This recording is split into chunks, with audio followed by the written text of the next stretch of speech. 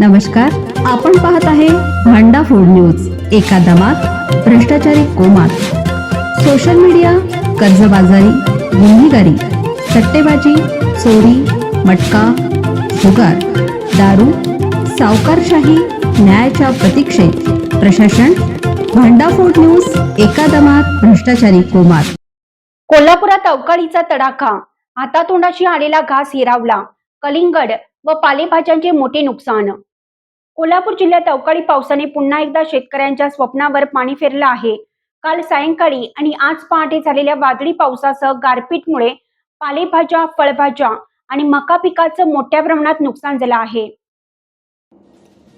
वडणगे येथील शेतकरी शिवाजी पवार यांच्या 1 एकर क्षेत्रातील कलिंगड पीक अक्षरशः चिखलात रुतून नष्ट झालं। विशेष म्हणजे पुढील आठवड्यात काढणीसाठी तयार असलेलं हे पीक होतं। या पिकासाठी त्यांनी 70 ते 80 हजार रुपयांचा खर्च केला होता। एप्रिल मे महिन्यात कलिंगडला मोठी मागणी असते, त्यामुळे चांगला नफा मिळवण्याची अपेक्षा होती। मात्र अवकाळी पावसाने हातातोंडाशी आलेला घासच हिरावून घेतला। फक्त एकाच शेतकऱ्याचं नव्हे तर जिल्ह्यातील अनेक शेतकऱ्यांचे मोठे नुकसान झाले असून काही ठिकाणी घरांचीही पडझड झाली आहे। मका पीकही जमीनदोस्त झाल्याचं चित्र आहे। दरम्यान नुकसानग्रस्त शेतकऱ्यांनी शासनाकडे तात्काळ पंचनामे करून आर्थिक मदत देण्याची मागणी केली आहे।